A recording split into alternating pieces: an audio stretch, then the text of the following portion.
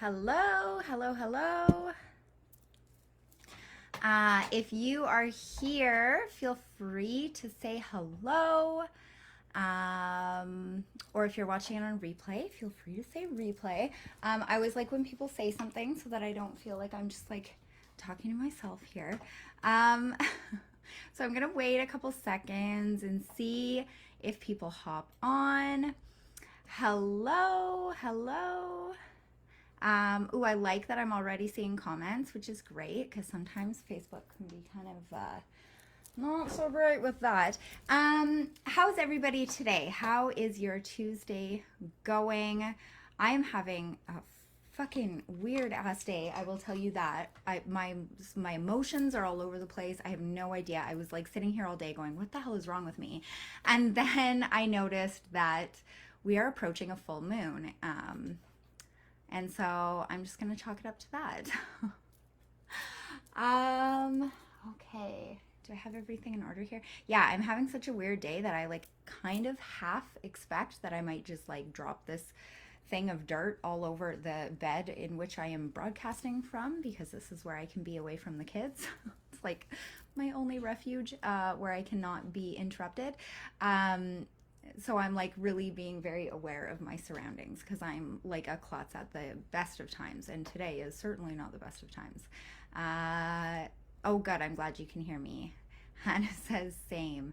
Yes, it's a weird day. Okay, so today what we're going to be doing is doing a grounding and cleansing bowl together.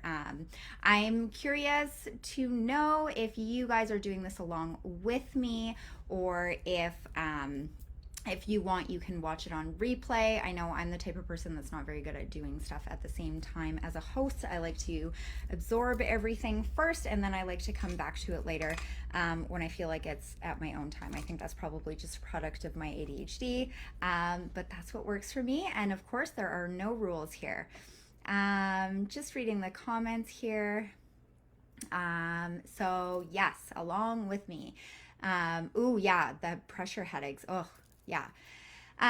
Okay, so basically, the idea behind this is so as witches, most of us have some sort of familiarity or love for nature, but at the same time, there's no right way to witch. I know plenty of witches who actually don't feel that connection with nature and don't and their practice is just as robust, just as full, and just as fulfilling as anybody else. So that's one thing that I just wanted to say straight off the bat. And in a situation like that, creating something like this that is sort of like a little bowl of nature that is kind of a controlled situation can be a really positive thing. It's also really great for people who don't have the same kind of access to nature. Now it's really hard for me because I live somewhere where there's so much nature around here. I can go and be immersed in nature, even just walking from my house or like short drives from my house. You can be in like full on crown land wilderness. So I'm definitely privileged in that regard. Whereas I know a lot of people that live in city settings, it can be a lot more difficult for them to get that kind of nature therapy, that nature pill of getting out there into the wild. That is kind of easier when you live in settings where there is more green spaces, more like natural settings that are very available. And so doing an activity like this is basically, it's kind of similar to doing a nature altar. It is just a little piece, little slice of nature that we can kind of have on our altar or in our home or wherever you want to put it. And we can use it both to kind of ground and harness our own energy and get to a very calming and zen place, or it can be used also to charge your items. For example, your crystals, your jewelry, your pendulums, your whatevers. There's so many different things that you can do with this, and it's really only limited by your imagination. So the kind of witchcraft that I do is very much based on intuition and based on impulse. And so for me, most of the spells, the rituals, the activities, the things that I create can serve multiple purposes, and that is certainly the case with this, which is why I'm so excited about it. So first of all, what I asked was for people to get a bowl. Now I chose this it's a coconut bowl, and literally you can pick any kind of bowl that there is. I just so happened to find this bowl on like super discount. I don't usually buy like home decor item things because I'm like cheap as shit. But I did buy this because I was like, ooh, it's like a coconut shell. And then I thought it would be the perfect vessel for this activity.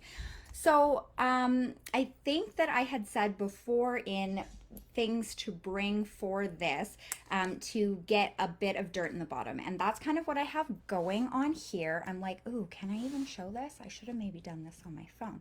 So this is my little bowl of dirt. Now, one thing that can really increase the potency is if you get the dirt from a spot that is important to you. So we've talked about this before, but I got mine from underneath my witch bush, and that's all I'm going to say about that. So that is a little joke here in the coven, because that is the bush outside that I usually go sit and meditate beside and try and do my grounding exercises beside. My puppy has dug holes underneath it, so the dirt was very easy to get. But you can use potting mix. You can use, if you have, say you even had like a dead houseplant in your house, you could use the dirt from that and try and cleanse and rework that energy and try and just turn that death of something into something new. It's something that you absolutely do not overthink. Just like in the rest of life, while in our practice, the same thing can happen, is that overthinking is kind of our brain's way of being like, oh fuck, we're doing something new, like I'm resisting this. Whereas things get blown out of proportion if you overthink too much. Oftentimes, if you just go with what feels good, what goes well with your gut instinct, and what you feel called to do, right? Because a lot of times those impulses are ways that we feel called. It's like when you go to the woods and you see a branch that you feel needs to come home with you, and then you ask if you can take it. That is you answering an impulse, answering a calling, and learning how to really lean into those and listen to those, pay attention to those, honor and respect those, is one way that we can become more connected, not only with our intuition, but with our practice in general. Yeah, I hope I'm not talking too fast. I just, again, today was a weird day, so I'm just kind of getting my bearings. So you start off by putting the dirt in the bowl.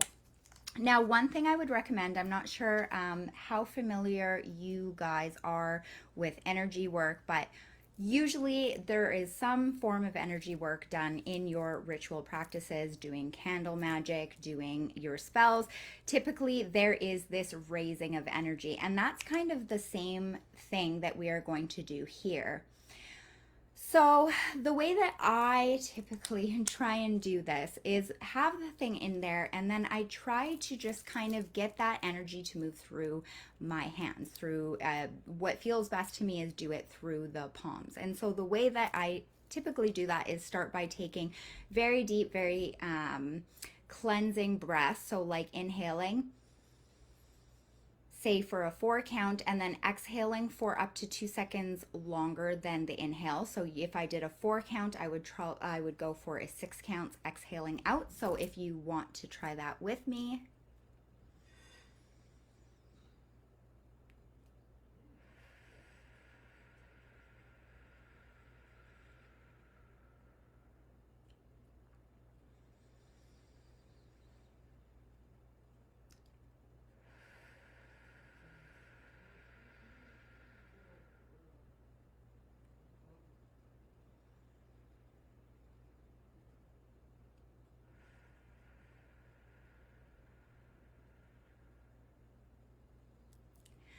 So if you did that alongside with me, I kind of needed that to do this live, but if you did that alongside with me, you would probably be able to feel the very noticeable shift in your own energy that comes when you do that, because oftentimes we go through our lives doing the life stuff, doing the mundane stuff, caught up in our brain's bullshit, and it can be really hard for us to get back to this space of grounded clarity in our bodies and ready to do the work that we're going to do. So to start with the energy work, I usually start by taking 3 to 6 of those breaths, and then I try and just visualize. So for me, I try and start with like kind of the heart space area, and I try and envision my energy as a light, usually either like a pink light or a bright white light, and I try and just visualize it moving through my body, expanding and spreading from that heart space. And as you do that, doing it with some deep breathing can really help to get into the space that, you know, works really well to help move that energy. But as you do that, it's hard for me to do it on a live, but as you do that, just visualizing that light growing, and it can grow as slow or as fast as possible. The thing with visualization is that it really does tap into a part of your spirit that is not necessarily governed by logic. So it will tell you how fast it wants to go. And as you do that, you might feel some sensations in your body. So for me, it's a very clear temperature shift that happens, and also like a tingling sensation. So just trying to take that energy and try and visualize it moving up through your torso, into your head, down through your torso, down through your root chakra area, into your legs, going out into your arms, out into your fingers. And that's kind of where, for me personally, I envision, funny saying this after the 8-8 thing, but I envision sort of like portals in my palms, right? And I try and just visualize that light and visualize directing it. And as you do this, you will feel, most likely you will feel a tingling in your palms, strange sensations. Usually it can feel like a buzzing feeling. It can feel warm or cold. For me, it's usually a very cold, prickly sensation, almost like when your feet fall asleep. And just try and take that and put it either on the bottom of your bowl, or you can put both hands on top. I'm doing it this way because I'm doing a demonstration here, but on the bottom of the bowl and then on the top. And try and just continue to take those deep breaths and just visualize that all of that energy that you just moved through your body, through your torso, through your arms and legs, up into your head, all of that is buzzing around, moving around. It's your life source. It's that connected energy that is within us, as, you know, physical / spiritual beings. And imagine that it is coming out through your palms. Now, it can be really helpful to do this with a specific intention in mind, but for me personally, for this, I kind of want the bowl itself to be sort of a blank slate for all the other stuff I'm going to put in it. So I just try and imagine it as, you know, being charged with my energy, with my life force, given the fact that I started off from a place of those deep breaths of really getting grounded into my physical form. Now, there's no rule that says you have to do this. I find it good to do this because then you will feel a little bit more connected. It's got a bit more of your essence in it. It's got a bit more of your energy in it. And I find that spells and rituals can be very much like any relationship that you would have. People that have been here for a while are probably like, they've heard this from me before, is that it should be something that you nurture, and that will change and shift and evolve over time. So for example, when you do this sort of work, this kind of nurturing, tending, care into your activities, your rituals, all of that sort of stuff, I believe that what you get from them is sort of, it's an exchange. So what you put in, you will get back. So it can be worth the extra effort, not only for your own self-care and for your own connectedness to your own practice, to actually kind of go the extra mile sometimes if you have the energy and the will and the urge to do so, but also because it will always come back to you in a very fulfilling way. Yeah, so that is how I start with the dirt. Now, I had written in the ingredients list to bring that you can bring salt. Here's the thing about salt, and you guys probably already know this, but it is worth saying. So, if you are putting salt into any of your spells, rituals, spell jars, whatever, you have to be very careful of how you dispose of them. So, I am not going to use salt for this. Usually, I use salt in almost every single spell I do, just for, protection, and just because it kind of symbolizes that element of earth. But for this is already kind of got the earth element here, and I plan on probably disposing this outdoors, and that's why you don't want to have salt. So if you dispose of your spells and things that have salt in them outside in nature, it is very bad for it's very bad for the plants and for the soil and everything. It can kill stuff. So I don't always recommend it. That being said, if this is something that you plan on disposing of when it's time in the garbage, or you plan on repurposing it or something, then you can go ahead and add salt. Again, I'm probably going to put this back underneath that bush whenever its time, has been fulfilled. So I am going to leave it salt free. So if you have any questions or anything so far, feel free to just pop them in the chat, and I will hopefully be able to get to them. Sorry, I just had a very annoying little notification there that I had to get rid of. So the next thing is usually what I would do next is add the herbs. So you can pick whatever herbs you want to pick. So what I have chosen is rosemary. This is from my garden. I picked this kind of, for cleansing and protection, and just because it's just such a good symbol of earth, of gardening. It's used all the time in people's kitchen. It's just like such a versatile herb. So I chose that, and I actually chose to leave it intact. So sometimes I'll like grind it up, especially if it's a dried herb. But for this one, I'm leaving it intact because I kind of want to make a scene in here, sort of like those nature mandalas. So I'm just going to put the rosemary here. Now I also have this. So this is big sage. This grows abundantly in the area that I'm at. It's pretty much like, it's more common than trees, for Christ's sakes, here. So this is big sage. It's not, it's not the same as like white sage or kitchen sage. It's kind of like those deserty looking plants. But I took that. This is a bundle that I made, but I'm actually going to just kind of crush this up. So when you're arranging your herbs in here, you can do it in any way that you choose and any way that feels right for you, because this is ultimately going to be something that you're going to use to kind of ground and center yourself, or to charge your objects. So if you wanted to do it in like a pattern, if you wanted to do your dried herbs in a spiral, if you wanted to do quadrants that mean, different things, or you want to arrange it in some sort of a, picture, all of that is valid and good and okay. So I would really advise to do whatever feels right to you, and to really lean into like what your inner child is trying to say. Because for me personally, I think that like witchcraft, that's part of why it's so amazing, right? Because at a certain point, we kind of trade in this whole idea of like, looking for fairies in the bushes and like making little potions. We trade that in for, whatever the fuck this is, and I gotta say that it's not as fun. So one of the things about witchcraft that is so powerful, so amazing, and so healing is that it gives us a chance to really kind of nurture that part of ourselves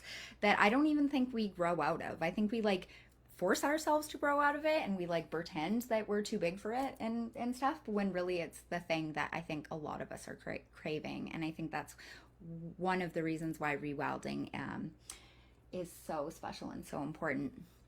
So here's this is my sage, and there we go. This is my sage. I just arranged it down the side. Then I just put the rosemary around the side. Then I just put the sage right there, just kind of crushed it up. And now I'm actually going to also add in mine, like I said, you can add whatever you want for whatever you are trying to achieve. I'm going to be using this to charge crystals, and also just as like something for myself to keep myself grounded. So I'm also going to add a little bit of I'm going to add a little bit of cinnamon. Now I'm just going to sprinkle it on. And part of while you do this, like, you know, I'm doing this on camera right now. Maybe it would have been better to have the camera arranged to actually see how I'm doing it. Anyway, whatever. I could probably arrange that at a different point. But one of the things that can be so powerful in doing this activity is to do it as an exercise in mindfulness, right? So as you're doing it, really taking the time to sprinkle things on, to think about the placement, to think about the arrangement. Again, this is like, you know, how often in your day do you have time to say color or like create, you know, a Play-Doh figurine or anything like that? This is our time to get to do that, to satisfy those creative urges, and to feel fulfilled in what we're doing. So I just added a bit of, oh, maybe that's better. I just added some cinnamon. I just sprinkled it on there. Now, another thing that you can do that I'm going to do is adding other little objects in here. Oh, actually, wait, no, I want to add lavender first. I forgot, I have lavender here. So this is lavender that I grew, the bush beside my house. So I'm just going to take this. Am I going to arrange that? No, I think I'm going to strip these buds and actually just put the buds in just for, you know, some calm and peaceful energy. I think it goes really well to the scent with the cinnamon. Whoop, so I'm going to do that. And if you guys make these, I would love if you felt called to share your pictures in the coven, because I absolutely love seeing what other people come up with. And I think it can be really helpful too for those of us who get a little bit caught up in like wondering if we're doing it the right way, just to see the variation. I think that's one of the most beautiful things about having a space like this, where there's so many different people from so many different backgrounds whose practices look so dramatically different, is that when we come together and kind of share what we're each doing, I think it really shows the diversity in practices and the fact that there are no rules and you can literally do whatever you want as long as you are getting the results that you are looking for. So I just added some lavender buds on there. So what I was going to say before is this is a really great opportunity to use up those natural items that you may pick up on your travels and your adventures that you don't know what to do with. So I don't know if you guys are anything like me. An issue that I have is that when I go out, I often see things and I feel called to take them. My little goblin brain goes crazy and it's like, I need to have that rock. That rock spoke to me. It wants to come home with me. That stick wants to come home with me. So I don't know if that's something that you guys have experience with, but it happens to me a lot, and oftentimes I just assume if I ask permission to take it and I get the answer that I can take it, I usually just assume that there's a reason it wants to come home with me, and maybe I just don't need to know the reason at that time. Doing an exercise like this can be a really great way to use up those items. So for example, this is just a little pine cone that spoke to me. It's so adorable. So I'm going to arrange that in here. Can I do that? Yeah, I'll try and do this. So I'm just going to put it in here, kind of in the sage. And then let's see. This was a cool river rock. I was looking for, not river rock, lake rock. I was looking for hagstones, and I found one that had a hole through it. But this was just one that for some reason wanted to come home with me. I don't know why, but now it gets to live in the bowl. And then, let's see, is there anything else? Oh yeah, this was like a bracelet that I had that always made me feel very grounded and connected with nature. I loved this bracelet, and it broke on me because my puppy kept biting at it. So I have kept some of the stones, and I'm going to put some of those in here as well.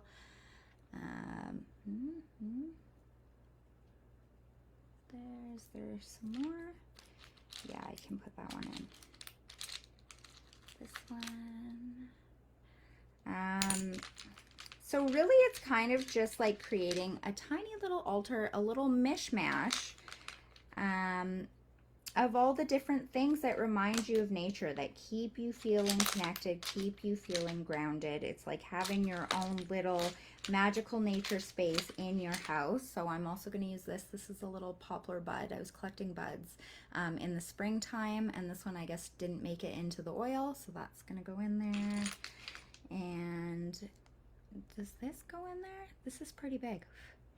This is a chunk of wood that wanted to come home with me, so this can go in here too. I think I'll maybe move that and put this here. Okay, and I think I'm done.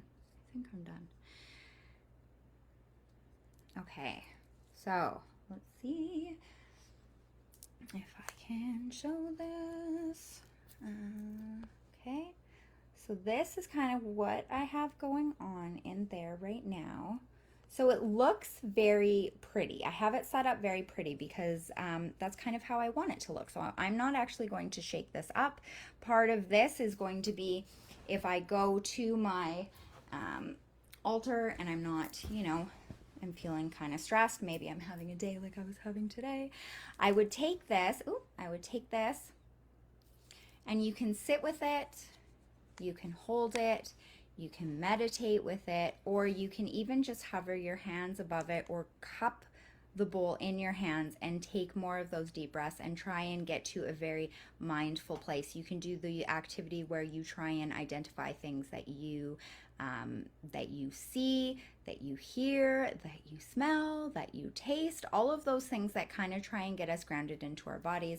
And you can try and just get to a space by using this where hopefully you'll get to feeling more grounded and more connected than you would have had you not had this available to you. Another thing that can be done with this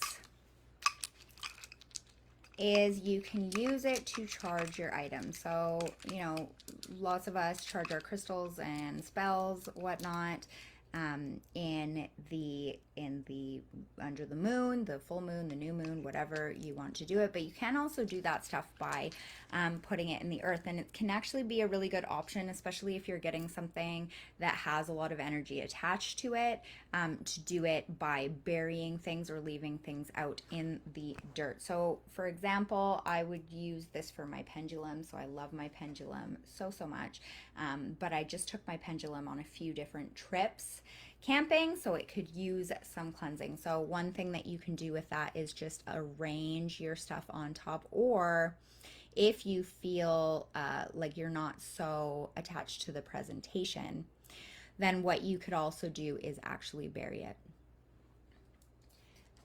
If there's any questions, let me know. There we go. Sorry, I'm just looking at this stuff here.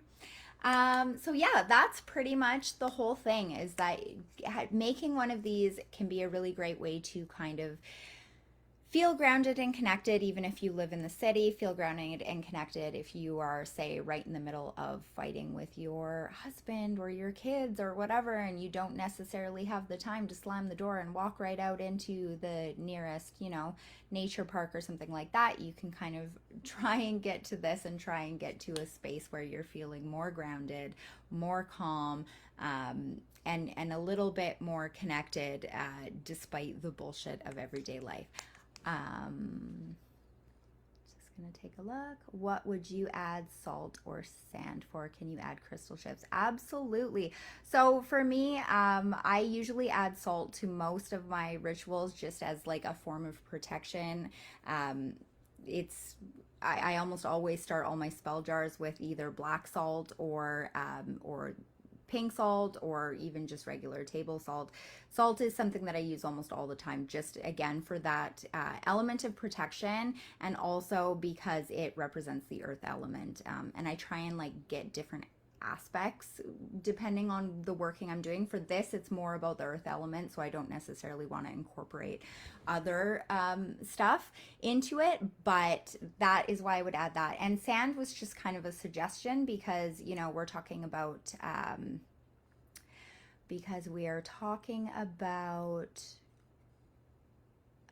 sorry, I just like my brain went blank there for a second.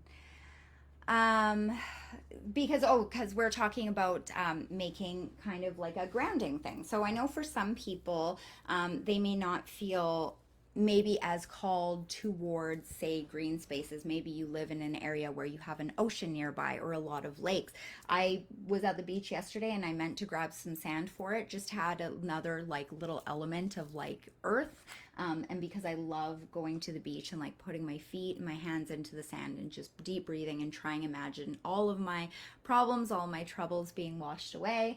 And so that is why you could add sand, but it's not necessary. Basically, the ingredients I stated were just to try and inspire you to use your own imagination, your own creativity, because we always have those like herbs or those elements that really speak to us personally, right? Like for some people, they identify very strongly as being, say, shore witches or being forest witches or being kitchen witches. So for example, if you were a kitchen witch, you might do more herbs and seasonings in this than you would, say, the pine cones and the other sort of nature stuff.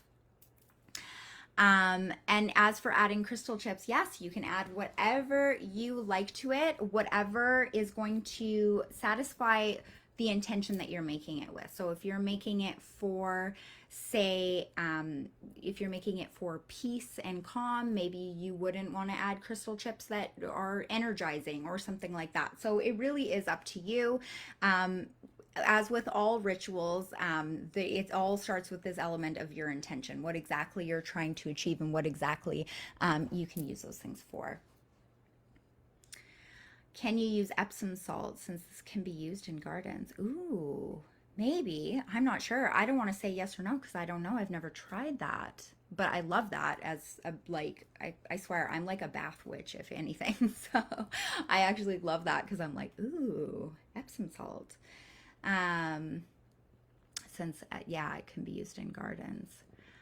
So yeah, that's basically this.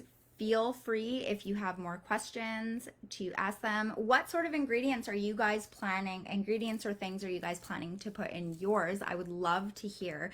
I am endlessly inspired and fascinated by seeing and hearing what other people do because I find that there are so many great creative ideas out there. And one thing that I see a lot in like particularly witch groups, I've kind of like bowed out of most of the witch groups I was in because I didn't love the vibe of most of them. But like one thing that I see a lot is people kind of wondering if they're doing the right thing. Like, should I do this? Like, I feel like I want to use this, but like, what do I do it for?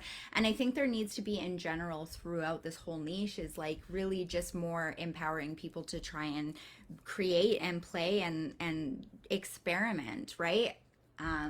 Because that's how we're going to find the best things that work for us individually.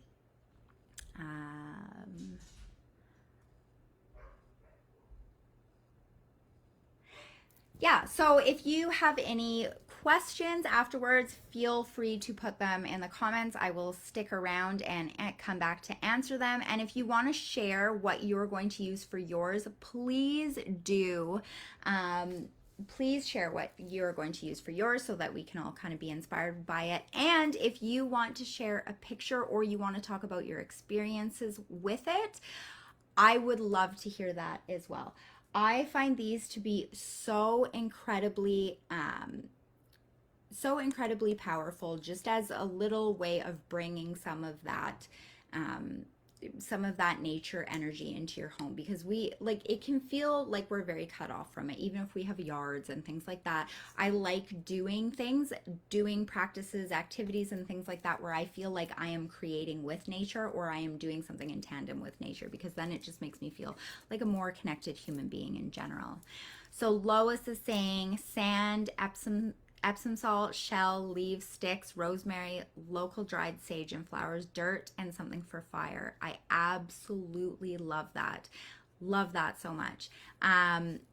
Even for something for, if you wanted to do something for fire, you could always use like the ash if you did any smoke cleansing recently, or if you had burnt any herbs as a part of your practice. That could be a really great way to add the earth element plus kind of representing the fire. I use lavender and rosemary for my herbs. I have a larger rock. I feel like I was gifted by nature. Love that. And a gumball, burr looking thing from a sweet gum tree. Ooh, I would love to see that. For protection against negative energy, pink salt, smaller rocks, and some crystal chips. I had to use potting soil since Georgia has red clay as dirt. Yes, that's perfect. Potting soil is fantastic. And that's just another, like, it, that's just another opportunity for you to use your energy work in the beginning to kind of get it grounded and cleansed with your own energy and merge your own energy with it. I love that. That's amazing. If you felt called to take a picture of that, I would love to see it.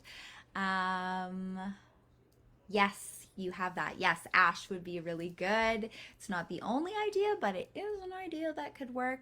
I actually made a bowl like this before that was so incredibly powerful for meditation. Elisa, who is in this group, she lives in Iceland. She sent me